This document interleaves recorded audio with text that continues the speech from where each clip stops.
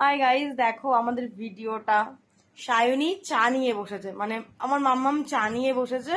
তো আজকে প্রথম ও চা দিয়ে বিস্কুট দিয়ে খেতে চায়। তো বলো এটা কি? এটা কি?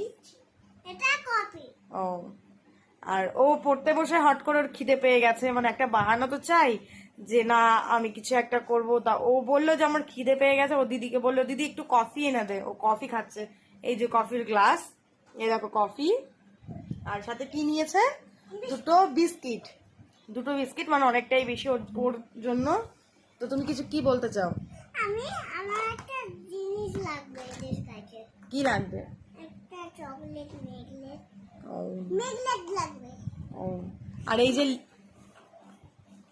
যে ও লিখতে বসেছে, মানে লিখতে বসে খিদে পেয়ে গেছে, বুঝতেই পারছো তোমরা। তোমাদেরকে আলাদা করে আর কিছু বলার নেই।